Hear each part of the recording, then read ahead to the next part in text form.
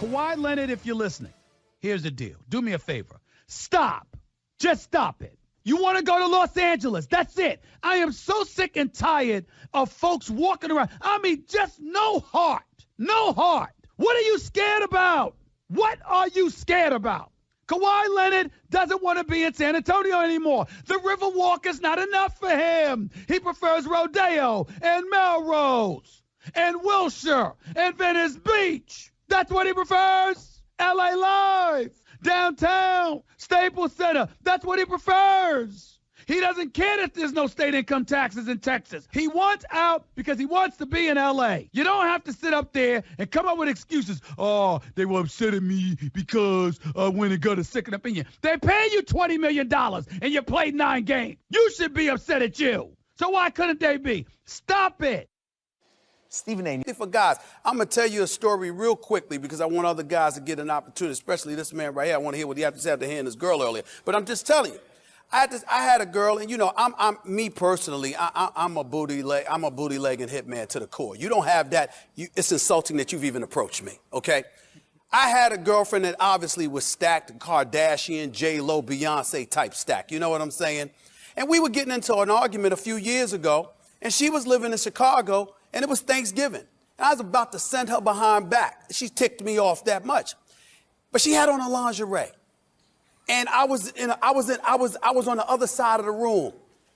And then she got up, and you know, she was getting on and talking and running her mouth and all this stuff. Then she turned and she walked away. Her body was in the bedroom, but the booty was sticking outside of it. Stay with me. When I saw that, it's 10 o'clock in the morning. I walked up to her and I said, it's really not that important what we were arguing about. It's not that important because I knew that by that night, because we were going to go out to the family and all that stuff, I knew by the end of that night, I wanted that. See, we were smart enough and wise enough. The difference between us and women is that she might have kept arguing until 10 o'clock that night. I knew that morning, all right, I got to work this out now and use all of these hours to my advantage if I want to get my hands on that tonight. That's the difference. Hot or cold? Hot or cold? Mm-hmm. I don't understand that question. What do you mean? Hot or cold? Well, hot. I'll go with hot. Tacos or burgers? Burgers. Ass or titties? Always ass. That's true. I'm going to answer that. I mean, I'm associated with Walt Disney, but damn it, everybody knows that I'm a bottom feeder. Okay. I mean, we all know that. Bottoms up. All right. What's up, everybody? It's Stephen A. Smith from ESPN in the house, and you're watching TAB Sports. Do not take your eyes off of it for obvious reasons.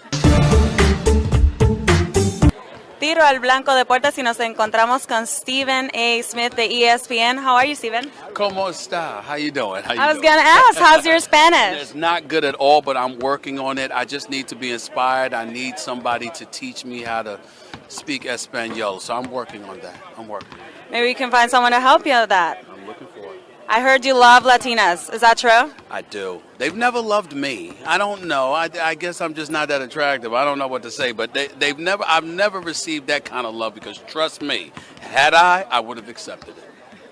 Well, I like the new style. Well, thank you so much. I'm working on it. I just had to upgrade just a little bit, show the versatility. I'm usually wearing looser clothing because I'm more comfortable in it, but everybody's been talking about this European style. So I went out, got the Tom Ford blazer, got the slacks, got the tie, got the square box and the whole bit, got my loafers. In this case, got some new shoes. They ain't loafers, these ones. But I have some others. I'm going to upgrade just a little bit. My style is very, very important to me. If you can't look, everybody can't look beautiful. You understand? Everybody can't look beautiful. But what we can do is help as much as we possibly can by dressing and looking the part, and that's what I'm trying to do. So what do you have to say to all your Puerto Rican fans that don't miss your show? I love y'all. Watch First Take every weekday morning from 10 a.m. to 12 noon on ESPN2. It re-airs, plus I'm on ESPN Radio in New York, plus I'm all over SportsCenter. And anytime I'm invited to San Juan, Puerto Rico, or anywhere else in Puerto Rico, I'm going to give it strong consideration because that's one of my favorite places. Plus, it's only like a 30-minute to an hour-long flight from my family's home, which is St. Thomas Virgin Islands. So that's true. That's not too far. So I'll put 2 trips in one, but I'm gonna work it out. Okay, you're more than invited to come to Puerto Rico anytime. So thank you so much. Thank you so much. Y'all take care. Quote, I stuck my neck out for him. Didn't complain when he benched me as a starter. Didn't complain when he called the same plays 5 damn times. Didn't badmouth him to other coaches. When the media asks me, I say, he's a good coach, a good guy.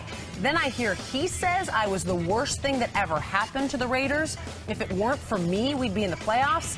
It just got to where the game wasn't fun for me. Things weren't going right, and it felt sometimes like everything fell back on me. I take some responsibility, but I was one guy. I may have missed a throw, but I didn't give up 42 points. I didn't miss a block.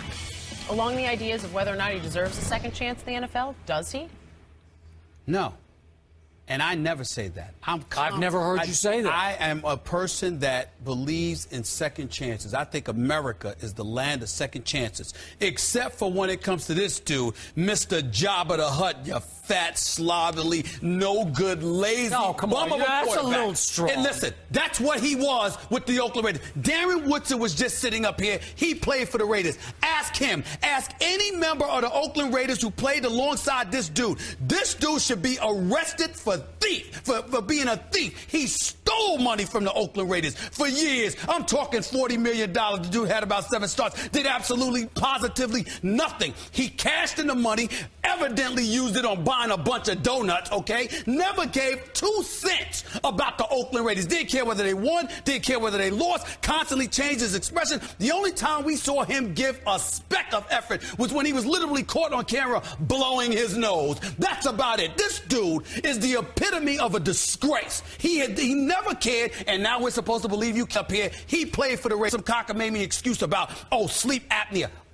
I had sleep apnea. You know what I did? I had it operated on. Deviated nasal septum. That's the name of the surgery, okay? He could have got that done. He could have used one of them cat machines, whatever it is. He could have done all of that. He could have came up with a myriad of solutions, but he didn't care because he was getting paid. He sold his teammates out. He sold the organization out. The late Al Davis, he sold him out or what have you. And by the way, maybe I'm a bit harsh and maybe I'll change my mind tomorrow, but considering this is the initial reaction since I just heard of the garbage this Jabba the Hutt individual spewed, no, he does not deserve it, not even a little bit of it, until he comes out and gives a public apology for robbing the organization of the money, for disgracing NFL quarterbacks, and more importantly, for not acknowledging that he is solely responsible for the ineptitude that he exhibited over those years in Oakland. Period.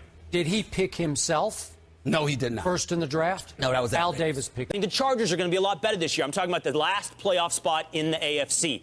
A 10-16 with weapons. Jarvis Landry, Kenny Stills, Jay Ajayi, a good defense. And now Jay Cutler stepping in, Stephen A., to an offense that he already knows. You've pointed out. We all know that. And the fact of the matter is, your argument all morning has been he doesn't care. He's not invested. Jay Cutler couldn't give a rip if he throws a touchdown or an interception. Quite honestly, is simply looking at his facial expressions and running an opinion off of that. When we've had guys like Dominique Foxworth or Jermon Bushrod who both played with him said you make me sick sometimes.